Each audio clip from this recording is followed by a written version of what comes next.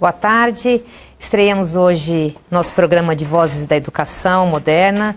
Serão transmissões ao vivo para democratizar toda a informação sobre a BNCC para todo o país. E hoje iniciamos com Ana Penido, que é diretora do Instituto Inspirare e responsável pelo portal Porvir, e que hoje vai falar sobre as 10 competências gerais.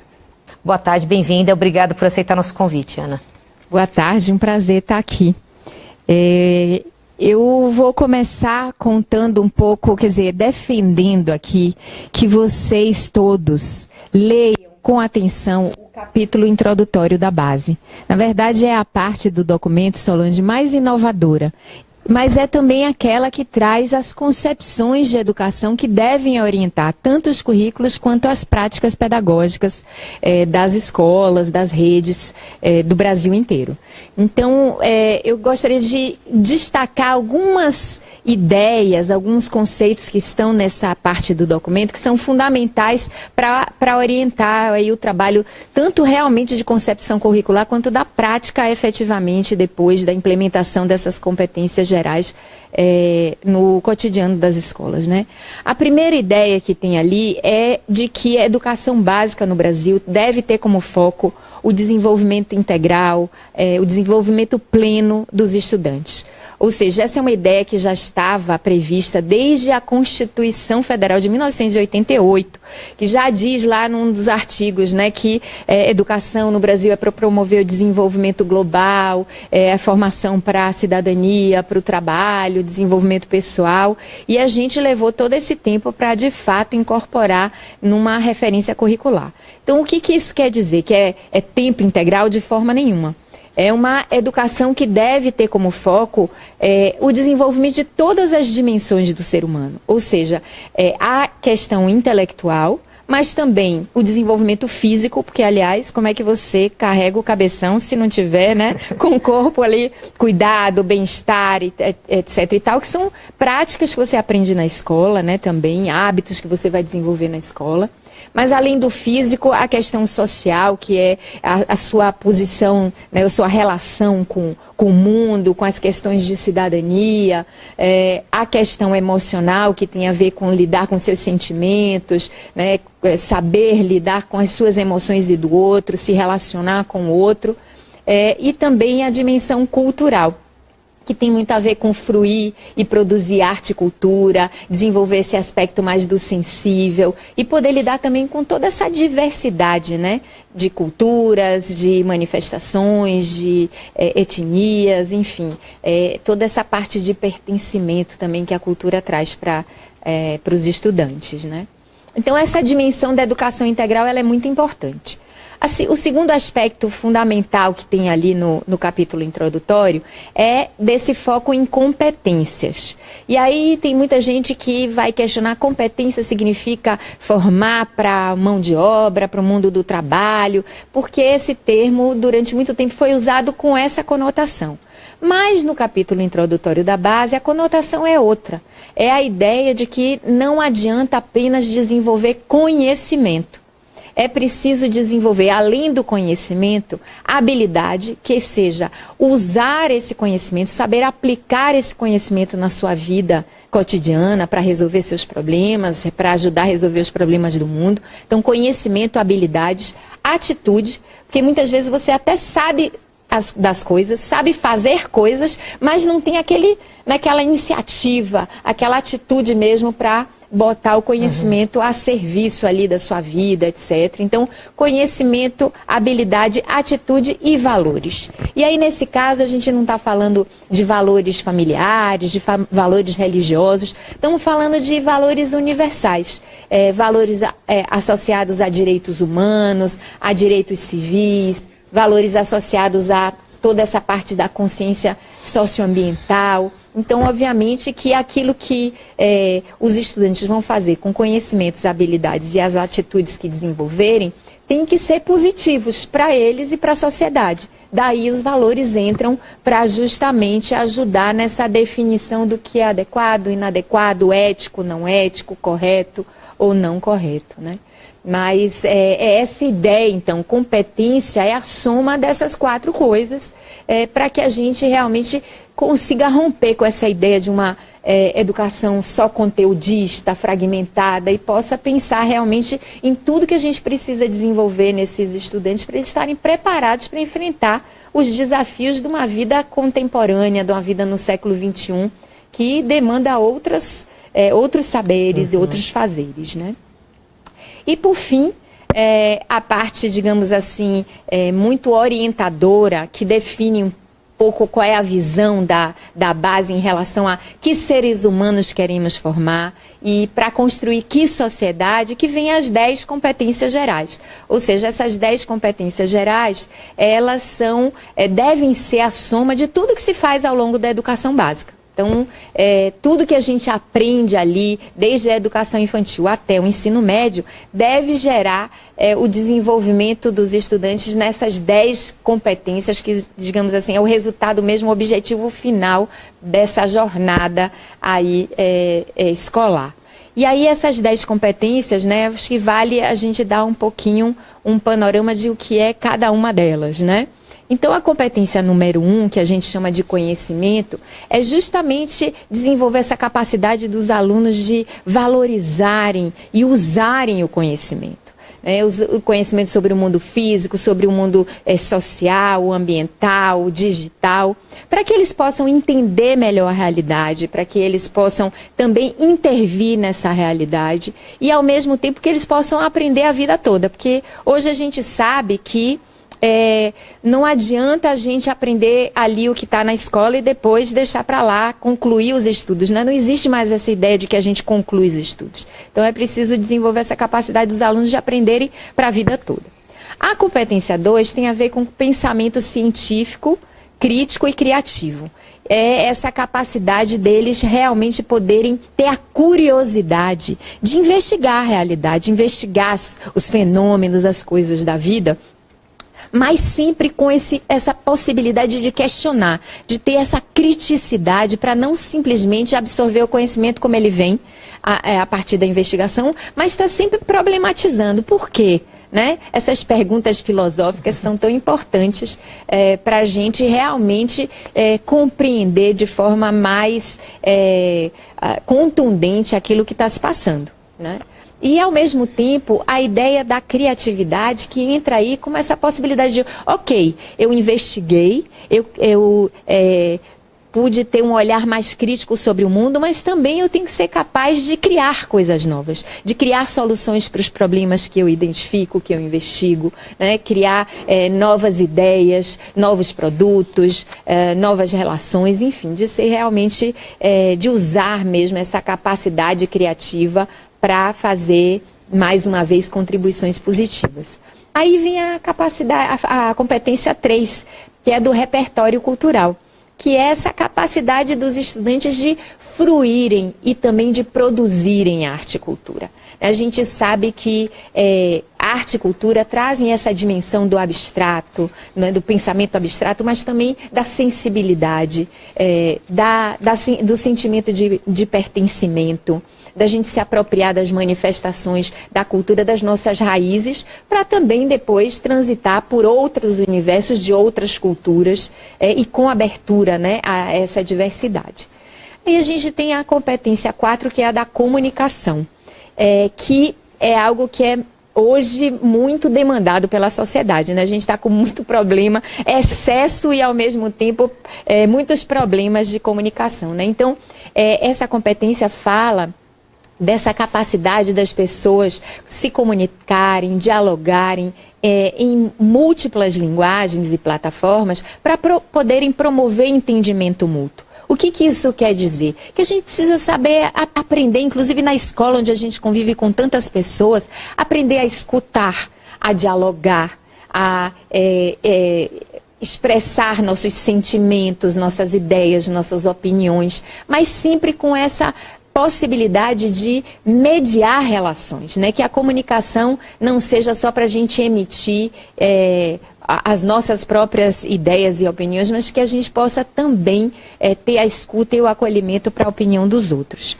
E aí a gente vai para a competência 5, que é da cultura digital, que tem a ver com essa capacidade dos estudantes de compreenderem esse mundo hoje digital, mediado pelas tecnologias, mas além de compreenderem, fazerem uso ético, significativo, reflexivo dessas tecnologias. Tanto para se comunicar, buscar informação, como também para criar soluções, para serem autores, né, para se empoderarem mesmo, porque hoje quem não tem acesso à tecnologia acaba ficando excluído dos processos sociais, políticos, econômicos, né? E aí a gente vai para a competência 6, que ela fala de trabalho e projeto de vida.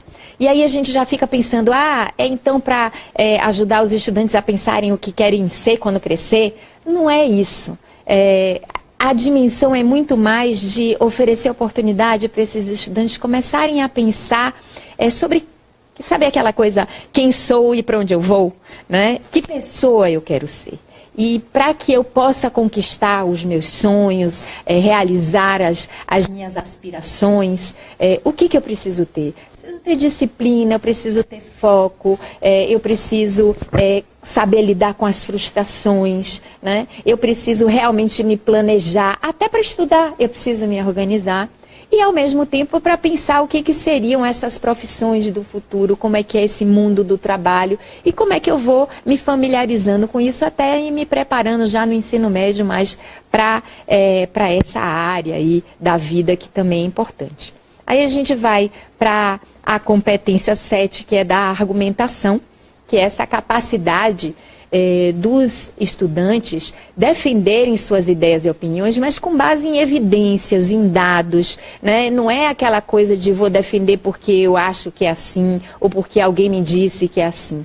É como que realmente eu consigo respaldar aquilo que eu defendo, e mais do que respaldar, que eu possa negociar, que eu possa resolver ali conflitos de opiniões controversas, diferentes, né, que eu possa discutir, mas sem levar isso para um lado pessoal, sem que isso vire motivo de briga, de disputa, e que também essas opiniões sejam todas respaldadas por ética, direitos humanos, né? Não é que eu vou sair por aí emitindo opiniões que vão ser destrutivas ou perniciosas para outras pessoas.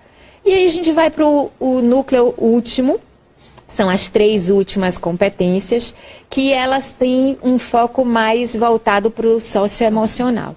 Então, a gente tem a competência 8, que é o autoconhecimento e autocuidado, que tem muito a ver com permitir que esses estudantes, ao longo da educação básica, possam realmente se conhecer melhor, entender quais são as suas fragilidades, suas potências, poder, inclusive, se predispor a desenvolver aquilo que neles ainda não é tão fortalecido, né? Que eles possam ganhar autoestima, autoconfiança, que eles possam também, no âmbito do autocuidado, pensar sobre a sua saúde e seu bem-estar. Então, como desenvolver hábitos e práticas que realmente façam com que eles se afastem de situações de risco, vivam a vida mais saudável, mais salutar.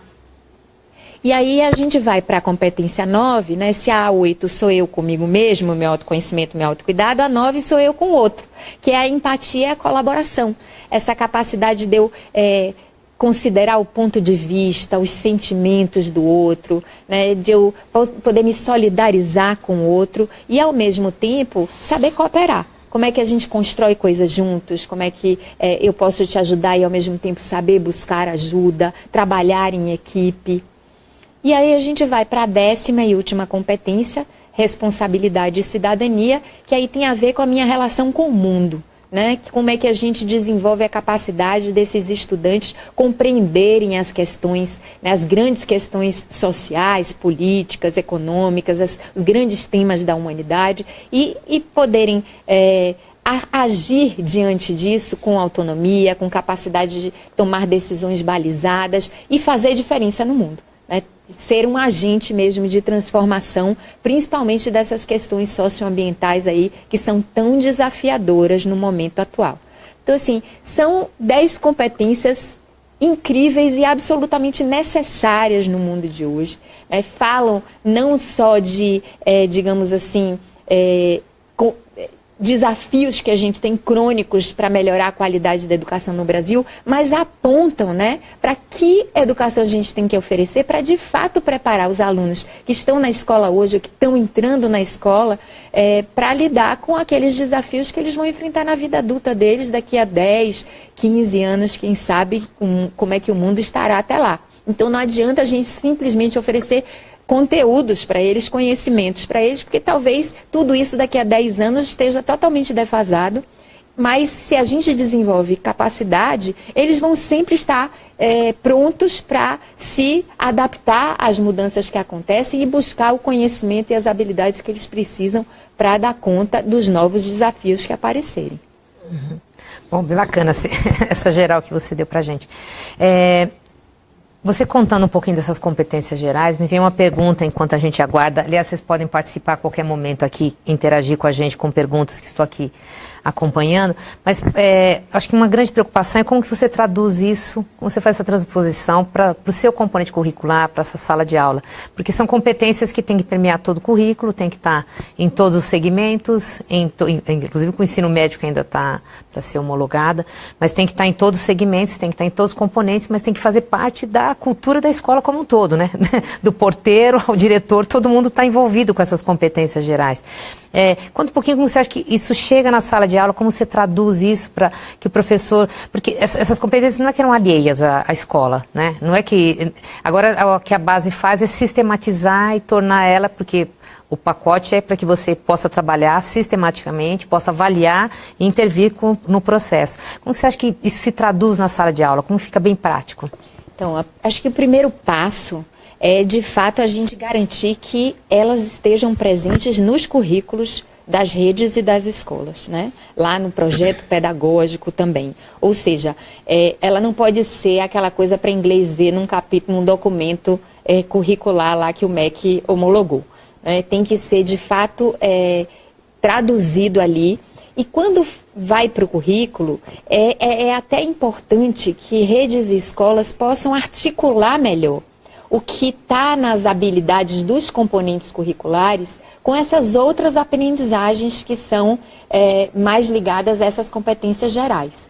Então, a ideia não é que você tenha uma aula específica para isso, necessariamente, ou que você trabalhe isso dissociado do português, da língua da língua inglesa ou da matemática, das ciências humanas, das ciências da natureza. Então, a ideia é que realmente você aproveite o que o componente curricular já traz de gancho e possa articular as coisas. Então, por exemplo, se a gente está trabalhando com aulas de outro idioma, né, de língua inglesa, ou quem sabe, por opção da escola, ela até opte por um segundo idioma, que isso possa ser um espaço para trabalhar a diversidade cultural, para trabalhar a questão da autoconfiança, de como é que você se comportaria num país diferente do seu, onde você não conhece as pessoas, enfim, que você possa simular situações, por exemplo, dessa natureza. Se você está trabalhando, por exemplo, a questão dos gêneros literários, que você possa utilizar, por exemplo, muitos deles para expressar suas ideias e seus sentimentos, que às vezes, né, para falar sobre a sua própria identidade. Então, que bacana escrever uma carta para você mesmo sobre as coisas que você gostaria de melhorar em você. Enfim, tem uma série de coisas que dá para articular. Por exemplo, a parte da colaboração é algo que é fundamental que se promovam trabalhos em equipe. Mas o que acontece hoje é que você faz o trabalho em equipe, mas os alunos apresentam o projeto e você não sabe como foi o processo do trabalho em equipe. O processo do trabalho em equipe é tão importante quanto o resultado do trabalho em equipe. Porque será que eles colaboraram? Será que eles brigaram? Será que um mandou mais no outro? Será que um simplesmente se eximiu, se encostou e deixou que os outros trabalhassem por ele? Como é que foi a colaboração? Então, são outras preocupações que têm que surgir, como você falou, de uma maneira intencional. Não intuitiva ou pela sensibilidade de um professor, de outro, ou de uma escola de outra, mas como algo que é relevante de fato para você formar as pessoas para os desafios que estão aí. Então, exige mesmo uma sistemática. E aí isso vai implicar em uma série de coisas, né? É preciso pensar em práticas pedagógicas que permitam que essas outras competências sejam trabalhadas junto com as habilidades curriculares. É preciso criar um ambiente escolar que seja favorável a isso, porque muitas dessas coisas são aprendidas na relação. Então, assim, você vai falar de cidadania e a escola tem uma gestão autoritária, opa, como é que você vai exercitar a cidadania se a escola é autoritária? Né? Você vai falar de empatia e o professor não é empático? Então, não dá. Então, realmente tem mudanças importantes a serem feitas de cultura, de ambiente e de práticas, tanto dos professores quanto dos gestores escolares, enfim, de todos os envolvidos ali, até a família, né? Vai precisar se envolver realmente de forma mais contundente, porque muitas dessas competências são bola dividida, né? A escola desenvolve, mas a família tem uma grande responsabilidade também sobre elas. Então, vamos conversar melhor, família, escola, para ver como é que a gente trabalha isso de uma maneira mais harmônica?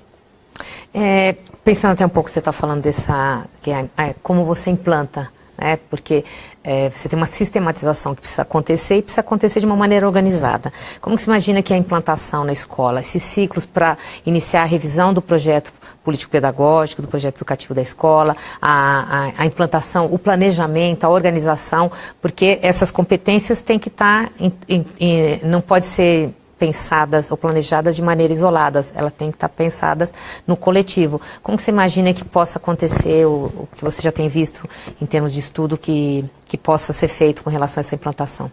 Então, a primeira coisa é que tudo isso tem que ser muito bem cuidado, né? Não pode ser negligenciado em nenhum momento.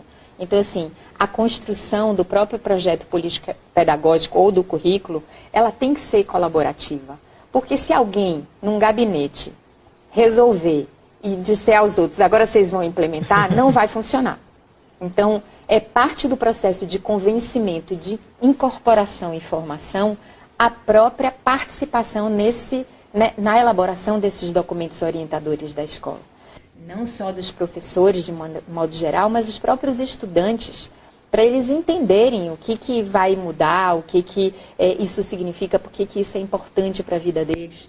Aliás, eles são os primeiros a perceber a importância dessas coisas, eles até têm demandado muito, né? A outra questão é, de fato, que se possa fazer um planejamento que não reserve essa responsabilidade das competências gerais para, por exemplo, a orientação educacional. Ou para alguém, um consultor de fora que vai comprar um pacote específico e vai implantar um tempo especial dentro da escola para trabalhar tudo isso. Isso realmente precisa ser fruto de um planejamento coletivo. É o corpo, né, a equipe docente que vai ser responsável pela implantação dessas competências gerais. Até porque isso vai ser feito na soma dos vários componentes curriculares, né? Então, algumas coisas vão ser trabalhadas ali pelo professor de matemática, outras pela educação física, outras pela professora de ciências da natureza. Então, como é que se combina isso? Porque, em relação aos componentes curriculares, todo mundo sabe qual é o seu pedaço. Mas as competências gerais são pedaço de todo mundo. Então, precisa redividir, replanejar, né? Repensar como é, quem fica com o quê. Quem, às vezes, não é só o componente curricular que vai dizer isso. Às vezes é até o próprio perfil do professor. Então, se tem um professor que tem uma vocação para trabalhar mais cidadania, de repente ele pode trazer mais para si essa responsabilidade. Se tem um professor que é mais das relações humanas, empatia, colaboração, ele também pode ter, digamos, um protagonismo maior no desenvolvimento dessa habilidade. Então, vai depender muito de um arranjo que a própria ali equipe de professores, com o apoio da coordenação pedagógica, vai fazer. E aí, obviamente, é importante repensar as práticas pedagógicas também de uma forma participativa. Porque é aquilo que a gente sabe, né? Não adianta chegar lá com um bocado de práticas pré-estabelecidas, planos de aula, tudo muito bonito, muita receitinha. Se o cara não acredita naquilo, né? Se o professor não comprou a ideia, se ele não está realmente seguro para fazer, ele pode até fazer alguma coisa ali, mas não vai chegar no resultado que se espera. Então, a gente tem defendido muito essa ideia de que se possam fazer oficinas de construção de práticas mesmo. Então, vamos trabalhar aqui essa competência argumentação. Quais são os professores que têm vocação e que seu componente curricular ajuda nisso? Vamos juntar aqui, vamos pensar em práticas, inclusive juntando aí uma certa interdisciplinaridade, né, para fazer isso. Vamos pensar num projeto aqui para trabalhar essas questões de cidadania e responsabilidade. Vamos pensar algumas atividades aqui para trabalhar autoconhecimento e autocuidado. Então, poder os próprios professores, claro, com subsídios de referências, mas eles irem criando coisas e até compartilhando, né? Professores de uma escola compartilhando com outras e se inspirando uns aos outros, porque é novo para todo mundo. Agora, a gente sabe que tem muita gente que já faz essas coisas. A gente já falou aqui, né, de forma intuitiva, de forma menos sistematizada. Então, vamos também mapear o que já tem por aí, que pode ser utilizado e pode ser até usado de uma forma mais sistemática, mais organizada aí no dia a dia da escola para dar conta desses novos desafios. Até estou pensando quando você está falando exatamente nisso. Essa educação integral, ela já vem com algumas iniciativas, porque ela já era uma demanda da sociedade, não é porque a base lançou agora. Algumas iniciativas já caminhavam para essa perspectiva. Você tem em mente alguma experiência que você possa compartilhar? Porque eu acredito que essa parte de formação de professores, a gente aprende muito na colaboração, né?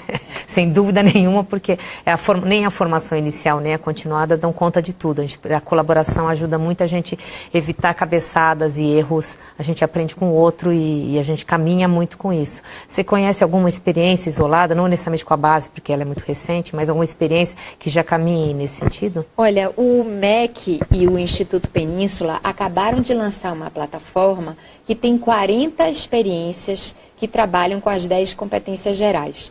Então, são casos identificados em várias dessas premiações para professores do Brasil, principalmente, né? Que eles foram lá resgatar, que não eram necessariamente prêmios para isso, mas que as práticas premiadas tinham esse componente já muito fortemente. Então, é uma primeira plataforma que pode ajudar. A gente tem também a própria plataforma educaçãointegral.org.br, que é uma plataforma também gratuita, feita aí por um conjunto de ONGs, que tem várias práticas para trabalhar essas competências gerais. Agora, uma coisa que eu acho que é super importante aí nesse aspecto, é entender assim, isso que você falou da demanda é muito real. E a gente tem visto que as famílias também, por conta de tantas questões que têm acontecido com as crianças, adolescentes e jovens de hoje, né?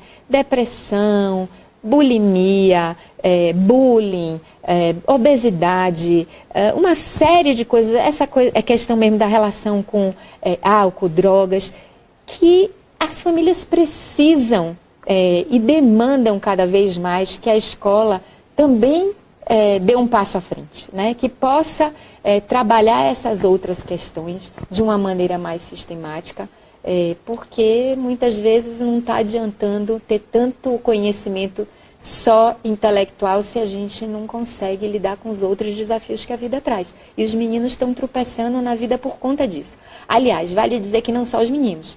Nós também, né? Nós adultos também estamos passando por muitas dificuldades, inclusive como sociedade. Né? Muitas dessas coisas que a gente quer desenvolver nessas novas gerações a partir das 10 competências gerais são coisas que nos faltam enquanto seres humanos, né? Então, essa falta de entendimento mútuo, essas questões de corrupção e crise ética, a falta, muitas vezes, de uma participação mais ativa nas questões coletivas, essa argumentação muito rasteira, né, de opiniões muito sem embasamento, tudo isso são problemas hoje do mundo, que a gente só vai resolver se a gente preparar as novas gerações para lidarem melhor com todas essas questões. Então, de fato, temos esse desafio e não podemos mais nos furtar de enfrentá-los, né? Por mais que isso signifique a gente ter que mudar muita coisa do nosso dia a dia escolar. Nessa perspectiva de colaboração, como educadora também andei lendo muita coisa e tentando entender um pouco de tudo para a gente poder fazer trocas, e me deparei com um documento que chama Dimensões e Subdimensões das Competências Gerais, que está no site do movimento Todos pela Base, mas que eu sei que você está à frente disso, desse documento, que eu achei ele de um primor, então já parabenizo, e ele traz muito concretamente para ajudar esse professor na prática. Conta um pouquinho para a gente desse documento, por favor. Então, eu faço parte do movimento pela Base desde o início, em 2014. Então, é um grupo de organizações e pessoas da sociedade civil, do CONSED, Undime, Conselho Nacional de Educação, que desde esse tempo, então, começaram a entender aí a relevância de se construir uma base curricular para o país, até para reduzir questões de iniquidade, melhorar a qualidade e tudo mais. E um grupo dentro desse movimento sempre teve essa preocupação de conectar a base com as demandas e os currículos contemporâneos. Ou seja, que a base pudesse ter essa visão mesmo mais de longo prazo. E a gente, então, trabalhou muito para subsidiar o MEC na construção das competências gerais. Mas agora, na hora da implementação, a gente disse, opa, essas competências gerais são 10 grandes parágrafos. Como é que a gente vai dar materialidade a isso, né? Então, a gente chamou a equipe do Center for Curriculum Redesign. Eles são especialistas nesses currículos mais ligados ao século XXI, socioemocional, etc. E eles nos ajudaram, então, a pegar cada uma das 10 competências e poder entender quais as dimensões e subdimensões que cada uma delas traz, até chegar no ponto de quais são as aprendizagens que a gente precisa garantir para que realmente os estudantes desenvolvam cada competência daquelas. E a gente conseguiu, além de entender cada aprendizagem, lançar isso na progressão, ou seja, até o 3º ano do ensino fundamental, o que ele precisa desenvolver em relação a cada aprendizagem. Depois até o 6º ano, até o 9º e até o 3º do ensino médio. Então essa é a ideia da gente oferecer essa aprendizagem, inclusive para cada etapa, para que seja mais fácil esse planejamento que a escola tem que fazer. Esse documento é gratuito, qualquer um pode usar à vontade, não precisa nem citar a fonte, é para ser realmente um material a serviço aí desse processo de implementação, e ele está disponível no bit, né, bit.ly, competências gerais BNCC. Então é fácil de achar. Se precisar qualquer coisa, está tanto no Movimento pela Base quanto no porvir.org. Ok, muito bem. E por falar nesse documento, a gente entra num outro capítulo que também é complicado, porque é a avaliação. Porque quando a gente fala das competências gerais, na hora que você sistematiza, planeja, você tem que organizar estratégias e tem que avaliar para poder intervir no processo caso não esteja acontecendo. Conta um pouquinho como você tem visto, que tem falado sobre a avaliação dessas competências. Então, esse é um dos, digamos assim, dos aspectos mais sensíveis, porque como é que você avalia essas coisas que às vezes são tão pessoais, né? Como autoconhecimento, autocuidado, e a ideia nunca pode ser avaliar para dar uma nota, ou para dizer que você é melhor do que você se autoconhece melhor do que o outro, né? Não pode ter ranking dessas coisas. É muito você ir observando cada um, como é que cada pessoa evolui em relação a si mesma, né? De onde eu parto e onde eu consigo chegar em relação a cada uma dessas coisas no meu esforço pessoal e também no meu ritmo, né? Do meu jeito, com muita delicadeza para a gente não estigmatizar. Esse aqui é o não empático, né? Não, pelo amor de Deus, não é por aí que a gente tem que caminhar. Então, é muito importante também a gente entender que não vai ser através dos instrumentos tradicionais de avaliação. Você não vai ter uma prova para testar se o menino é criativo ou não é criativo. Opa, não é por aí. Então, eu tenho sugerido muito que as escolas comecem a pensar, antes de desse pensamento sobre avaliações externas e tudo mais, que as escolas comecem a pensar em processos, por exemplo, de autoavaliação, de observação do professor, de avaliação entre pares, de feedback, né? O professor ser capaz de dar devolutiva para os alunos. Tem muitas escolas no mundo criando processos de mentoria, que são muito para isso, para você ir observando como os alunos estão se desenvolvendo nessas outras questões, nessas competências gerais, e poder ir orientando o aluno, não dizendo, agora você tem que desenvolver isso ou aquilo, mas fazendo perguntas e criando espaços e tempos para o próprio aluno refletir sobre as suas dificuldades, sobre suas aspirações, sobre como ele deve, né, o que ele pretende fazer para ser uma pessoa melhor, né, resolver algumas questões que ele tem que ainda são questões que impedem ele de conquistar o que ele quer. Então, muito desse processo de diálogo. E, inclusive, eu tenho defendido muito que o próprio conselho de classe, que hoje é muito subestimado dentro da escola, é só utilizado de uma forma muito instrumental, né? Passa ou não passa, ganha meio ponto ou não ganha, para ser um espaço em que os professores daquela turma podem conjuntamente avaliar como é que eles estão em relação a essas competências gerais, porque, inclusive, conjuntamente tem um olhar mais rico. Porque o professor de matemática talvez tenha um olhar para um aluno que é diferente do professor de artes, por exemplo, né?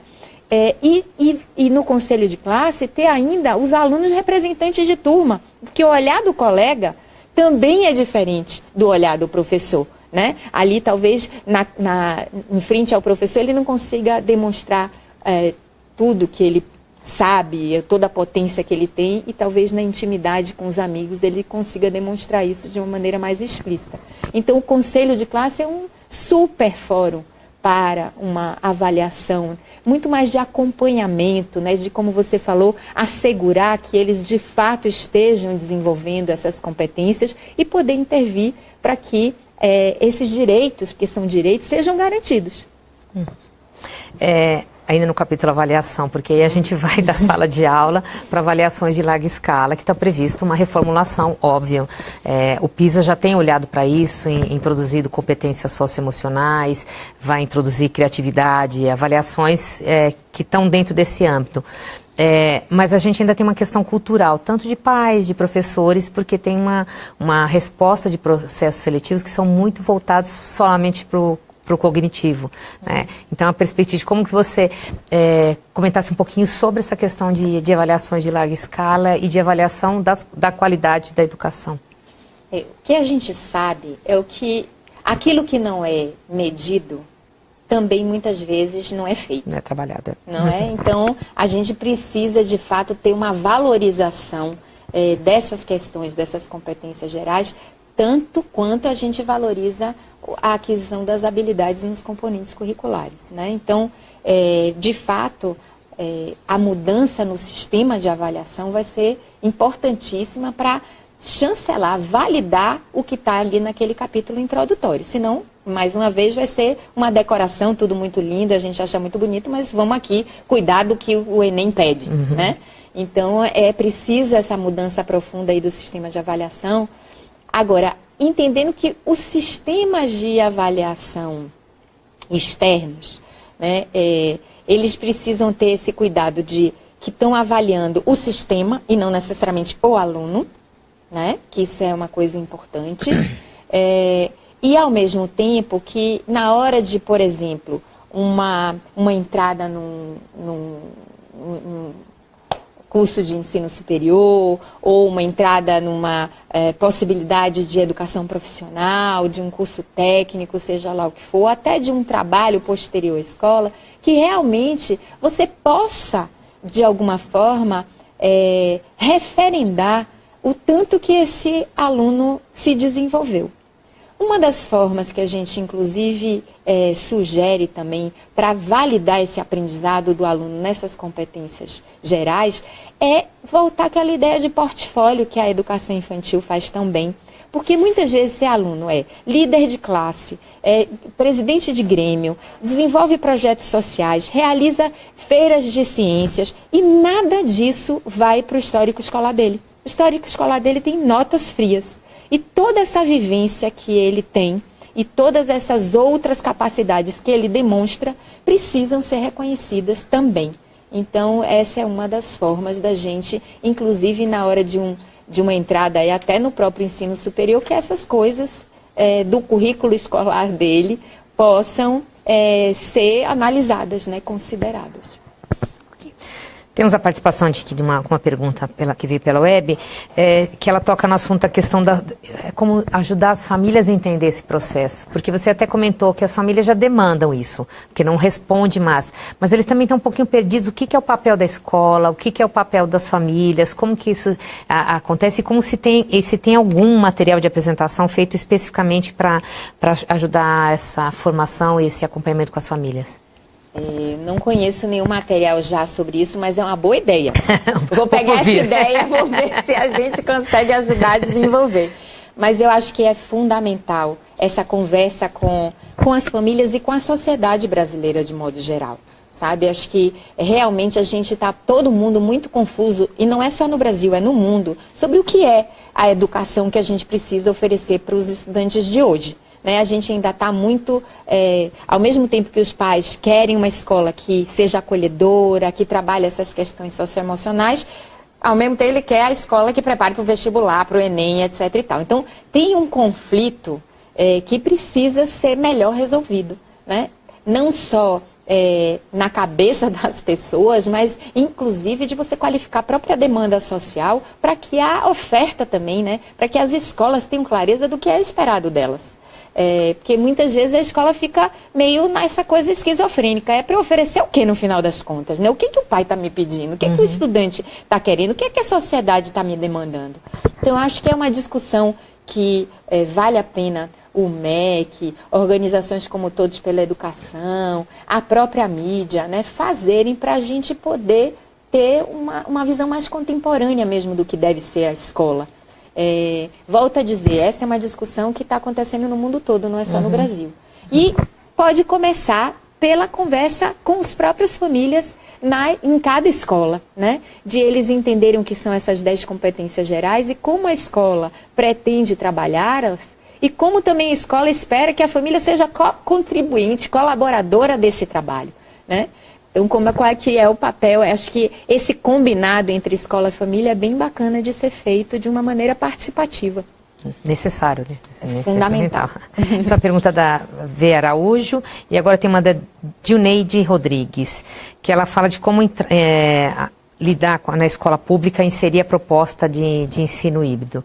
Imagino que as questões mais instrumentais, logísticas para a implantação de algumas questões que envolvem até a cultura digital, que apesar de não ser limitada ao uso só de recursos, passa pelos recursos, obviamente. Sem dúvida, quer dizer, quando a gente vai analisar os componentes, as subdimensões que estão dentro da competência 5 da cultura digital, a gente tem ali a capacidade dos estudantes usarem a tecnologia, mas tem a própria questão do pensamento computacional para os estudantes entenderem como é que esse negócio de algoritmo, né? Que você entra no Google, faz uma busca e daqui a pouco ele está lhe oferecendo várias coisas relacionadas àquela busca. Os estudantes precisam entender qual é essa lógica da engenharia por trás de todos esses processos digitais.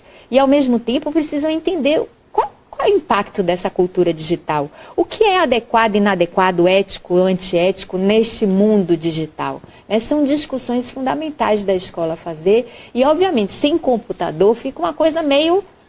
Vamos discutir na teoria, a gente precisa usar para a gente, inclusive, aprender melhor como usar, né? Então, é fundamental a gente pensar em que propósitos pedagógicos a escola precisa desenvolver relacionada a essa competência, para que, inclusive, a partir de um objetivo pedagógico claro, a escola possa pensar tanto em práticas pedagógicas quanto na infraestrutura necessária para dar conta desse objetivo. O que acontece geralmente é que a escola começa a comprar o computador, depois ela começa a formar o professor para usar, e só depois é que ela vai pensar no que ela mesma que ela queria com isso. Então, é sempre o processo inverso. A gente precisa partir sempre de uma lógica do que eu quero com isso. Que objetivos eu quero alcançar. Acho que quando os objetivos estiverem claros e a gente estiver mais familiarizado com o uso de tecnologia no processo educativo, que ela fala do ensino híbrido, né? Online, offline, com tecnologia, sem tecnologia de forma harmonizada, articulada, aí a gente vai conseguir dar conta de fazer muito mais coisa do que hoje a gente já conseguiu fazer. Eu ainda vejo muitos tablets meio jogados pelos cantos, muito agora laboratório maker ocioso, porque ainda está todo mundo meio sem saber, mas o que é mesmo, o que eu faço com tudo isso. Tudo isso. Eu acho que até tem um pouco a ver com o que você está falando agora. Tem uma pergunta sobre como conciliar a autoavaliação e o processo de avaliação interno quando eles são muito diferentes. E tem a ver um pouquinho com a intenção pedagógica, né? O que você quer com aquilo, que objetivo que você tem. E, obviamente, quando elas são díspares, tem alguma coisa acontecendo de errado aí, porque ela tem que estar conversando, tem que estar conciliada, né? Em tese, os indicadores que você está avaliando deveriam ser os mesmos, né? Então, se você quer desenvolver essas competências gerais, quais são as aprendizagens, quais são, de fato, as competências ali no granulado que você precisa garantir que o aluno desenvolva, e você precisa saber dessas competências. Pela opinião dele, ele acha que ele desenvolveu? Pela observação do professor, o professor acha que ele desenvolveu, quer dizer, deveria estar todo mundo avaliando a mesma coisa. Agora, quando há diferença muito de ponto de vista, aí eu acho que a gente precisa entender melhor qual é esse distanciamento, porque quando o professor e aluno estão próximos, tem uma relação sólida, de confiança, quando o professor conhece o aluno e o aluno tem a oportunidade de se conhecer de fato no processo educativo, não deveria ser tão dispar assim, né? Realmente deveria ser uma coisa que um complementa o outro traz um certo ponto de vista que complementa, mas não é totalmente diferente do outro. Ok. Acho que aí tem a ver também com a formação de professor, né? Porque o professor tem que desenvolver competências também em si. Né? E falo também como professora, a gente não teve uma formação inicial dentro dessa perspectiva, a gente vai aprendendo com o fazer, e aí a gente se depara com competências que tem que desenvolver nos alunos e no próprio professor, né? Então, fala um pouquinho dessa formação de professores que tem que caminhar tanto para a implantação da base, mas como uma formação raiz, né? Uma formação anterior. Então, a primeira coisa que eu vou dizer para você, professor, essa é uma ótima oportunidade, porque acho que devem ter muitas dessas competências que você queria ter desenvolvido quando estava na escola e que te fazem muita falta hoje, tanto na sua vida pessoal, familiar, na sua vida profissional, na sua vida enquanto cidadão. Então, tá aí uma ótima oportunidade para você aprender junto com seus alunos, né? Mas, sem dúvida, é uma outra formação. É uma formação que tem que ter um foco mais pessoal, social e profissional, né? Não pode estar só centrado na técnica pedagógica, ali no fazer pedagógico. Tem que ter muito do professor se colocar nessa situação, né? O que significa ser empático ou não ser empático? O que significa saber se comunicar ou não? O que significa ser criativo ou não, né? Muitas vezes ele não vai, e nem é para todo mundo virar expert nessas coisas, né? É para a gente chegar no máximo da nossa potência. O que a gente quer dos nossos alunos e o que a gente quer de nós mesmos? Que a gente consiga chegar ao máximo do potencial que a gente tem, né? Então, o professor passar por essa situação é muito bacana para ele ajudar o seu aluno, também entender as dificuldades que seu aluno tem. Mas principalmente aquilo que eu falo. Sem exemplo, não tem o desenvolvimento dessas competências, porque vai ficar realmente confuso, uma dupla mensagem na cabeça do aluno. Então, você diz para eu ser desse jeito, mas você é de outro jeito. Então, vai exigir essa autocrítica e essa autorreflexão e autodesenvolvimento do próprio professor. E aí, tem uma parte que os programas de formação inicial precisam contemplar, que os programas de formação continuada, principalmente, precisam desenvolver atividades que promovam isso, mas tem uma disponibilidade que é do professor também, né? Se ele não se disponibilizar a se rever, a se repensar, a se disponibilizar também a desenvolver isso no seu aluno, não tem formação que faça milagre, né? Então tem que ter ali uma via de mão dupla. Outra coisa que tem aparecido é a discussão do tempo, né? Porque ele se reorganiza, a organização do tempo muda o seu significado quando a gente está falando dessas propostas, tanto em estrutura de tempos de aulas, quanto em tempos o que você dedica, porque é uma ideia de que você tem que colocar mais coisas, e não é né? É ou, né? É uma outra estrutura. Então, a preocupação de que, obviamente, uma educação integral não é em tempo integral, mas que seria ótimo que fosse em tempo integral para poder desenvolver todas as competências na sua plenitude, porque isso demanda tempo, porque são outras relações, outras observações, outras estratégias que demandam mais tempo, mas um tempo de qualidade, né? Uma outra perspectiva. Acho que você já até respondeu a pergunta, acho que é isso mesmo. Tanto é que muitos dos principais casos de quem está trabalhando bem essas competências gerais já são escolas de tempo estendido, né? São escolas de tempo integral. Elas têm essa possibilidade de fazer práticas pedagógicas que associam as duas coisas, né? Do componente curricular mais essas outras competências. Elas têm condição até de infraestrutura, às vezes, mais favoráveis a esse trabalho. Mas a gente precisa entender como é que isso mesmo, a gente reorganiza os tempos que a gente tem. Porque já que está lá na lei, né, a base é uma normativa e a gente vai precisar dar conta dessa educação integral mesmo no tempo parcial, a gente vai ter que entender como que a gente abre um pouco mão de alguns conteúdos aos quais a gente é muito apegados, para abrir aí essa janela para trabalhar outras questões. Mas mudando atitude, mudando prática pedagógica, a gente já consegue facilitar essa conciliação. Agora, se tiver mais tempo, melhor ainda. Melhor. E também tem o tempo de implantação, né? Tem o tempo, o que prevê o documento é que, obrigatoriamente, em 2020, para fundamental, né? Para o ensino fundamental. Portanto, a gente tem um caminhar agora, neste ano e no outro ano, de adaptação e implantação. De um processo que demanda tempo e que talvez seja mais importante entender o processo e se organizar do que implantar com urgência, certo?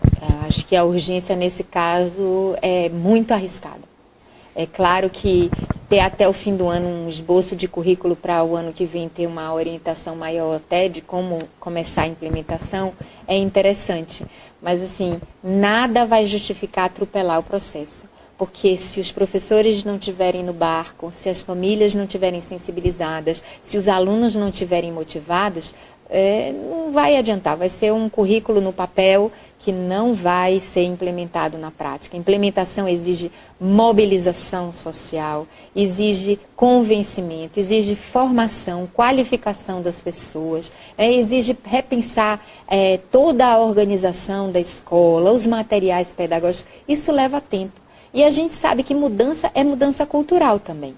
E mudança cultural não acontece por decreto. Não acontece de uma hora para outra. Não é uma formação que vai dar conta disso. Então, a gente sabe que, mesmo que a gente queira que em 2020 as coisas já estejam bem encaminhadas, mas a gente vai ter um tempo de decantação de tudo isso, né? O que é importante, a gente está atento. A gente está trabalhando por esse processo, né?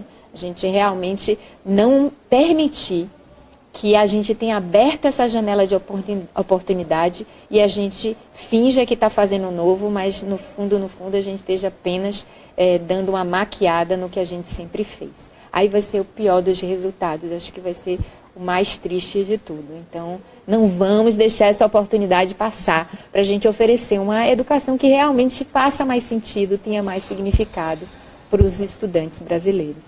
Sem dúvida nenhuma. Dentro dessa questão de aprendizagem do professor, de todas as competências gerais, acho que uma que é mais distante, ou seja, não sei se mais distante, mas talvez de difícil compreensão é a criatividade, né? Porque o que é ser criativo, né? Não é necessariamente ser inovador, o que é ser criativo? Fala um pouquinho disso, de criatividade, só para a gente trazer um pouquinho mais concretamente, que aparecem algumas dúvidas com relação à criatividade. Então, a questão é que muitas vezes até as crianças já têm uma criatividade inata, né? Mas o que acontece é que a escola tem matado a criatividade. A gente não só não desenvolve, quando a gente ainda extrai aquela que vem, né? Então, assim, na hora que os meninos começam a se manifestar artisticamente, por exemplo, ou começam a elaborar hipóteses lá na educação infantil, a gente começa a dizer, tá errado. né? Não, não, não. O tronco da árvore tem que ser pintado de marrom. Olha aqui, o teto da casinha tem que ser um triângulo. E aí a gente começa a não permitir que eles façam outras viagens, né? Que eles possam pensar por outro ponto de vista. A gente vai encaixotando os pontos de vista e a possibilidade das pessoas de inventarem coisas ou de proporem novas coisas, né? E como você falou, não precisa ser original, mas pode ser uma outra alternativa para uma caixinha que já está lá estabelecida. Então, o que se pensa muito também é de uma criatividade associada a criar soluções, né? Muito a propor alguma coisa. Então, por exemplo, temos aqui um problema na escola.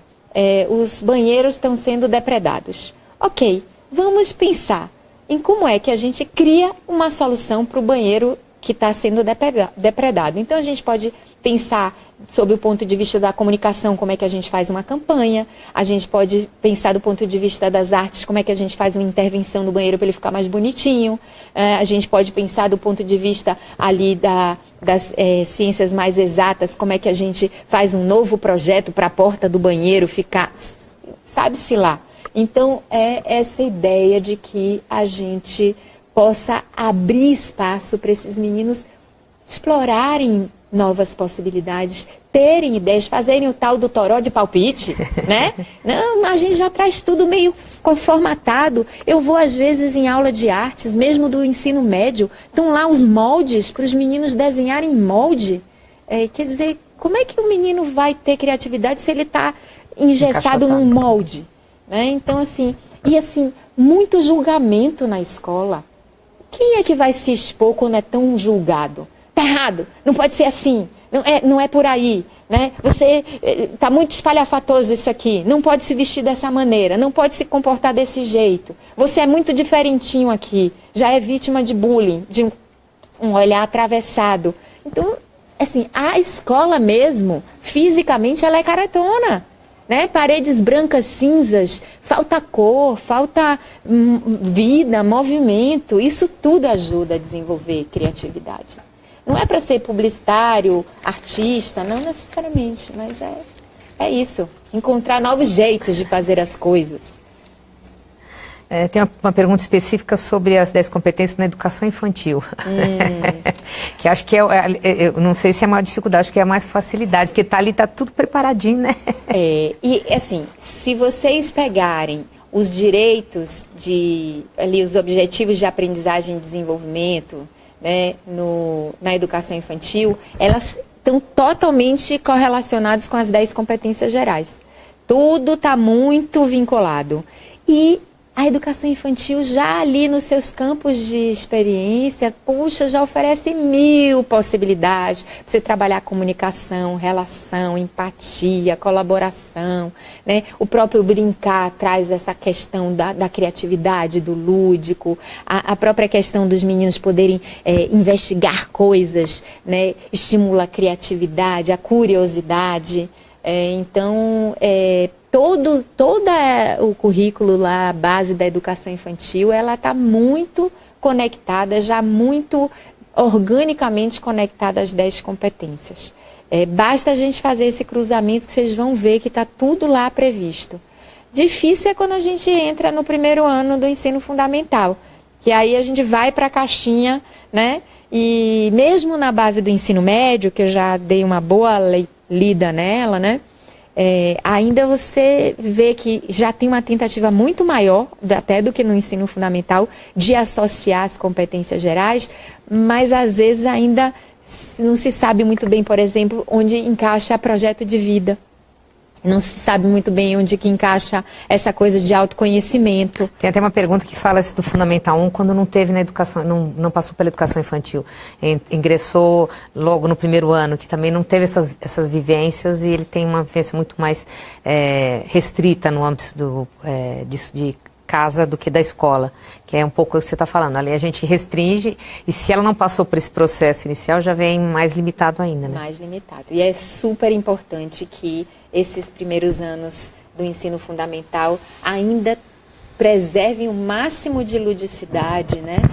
para que de fato seja algo que dialogue com a cultura infantil, assim como também os anos finais, gente, né? A gente não pode botar os meninos naquela cadeira preso ali numa aula expositiva, aprendendo coisas que eles não têm a menor ideia do para que vão servir na vida deles, quando eles estão com tudo explodindo, né? Suas questões pessoais, suas relações, o mundo lá fora se descortinando para eles, e aí entra na escola, parece que passou por um túnel assim, né? Que o mundo real ficou lá fora, e eu venho aqui usufruir desse negócio aqui, que eu não sei muito bem para que vai me servir, mas todo mundo está dizendo que é importante para a minha vida. Só eu que não consigo entender ainda qual é a importância, né? Então, é super fundamental mesmo que também essas vivências que o próprio aluno traz, né, que já dialogam muito com as competências gerais, que isso possa ser matéria-prima para muito trabalho dentro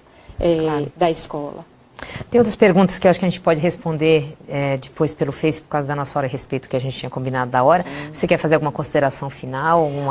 Eu quero fazer uma consideração final, porque eu estou muito emocionada. É que por conta da divulgação dessa palestra, eu entrei em contato com uma pessoa que eu não vinha há, sei lá, 30 anos, e uma Vitória. Ela mora lá em Brejões, no interior da Bahia. A gente brincava junto quando era criança. Depois, agora, eu descobri que ela é professora. E ela deve estar aí assistindo. Então, em nome, assim, eu me dirijo a uma Vitória, mas falando com todos os professores do Brasil, que basta a gente olhar para o aluno e realmente se conectar com o compromisso de promover o desenvolvimento deles para a vida, né, para que eles sejam capazes de dar conta dos desafios que eles vão enfrentar aí, que eles sejam capazes de construir uma sociedade melhor do que a gente construiu. Basta a gente se conectar com esse sentimento que a gente vai ser capaz de passar aí, de superar todos os desafios que a gente tem de formação, de material, de infraestrutura, né? O mais importante é a gente estar conectado com esse foco. Também, antes de finalizar, mostrar para vocês um material. A gente tem esse material produzido pela Moderna, Base Nacional Comum Curricular, que vai ser disponibilizado em PDF também aqui pelo Face, para quem precisar do material, para ajudar escolas, municípios a entender um pouco melhor a base nessa transição. E tem um outro material também, que esse vai ser lançado até o final do mês, que é um material sobre a base, foi elaborado pela Fundação Santillana com a organização da Tereza Pérez do SEDAC, que aí ajuda também a entender um pouquinho e a organizar. Então esse aqui vai ser disponibilizado mais para o final do mês, que ele está ainda quase terminando de sair do forno. A gente está aqui com um exemplar ainda de avaliação, e queria agradecer muito a sua presença, Ana. Foi muito rico para mim também, um aprendizado, acredito que para todo mundo. Então muito obrigado pela sua vinda, viu? Muito obrigada a todos que assistiram, e a gente responde as demais perguntas pelo próprio Face, tá bom? Obrigada, boa noite. Querida.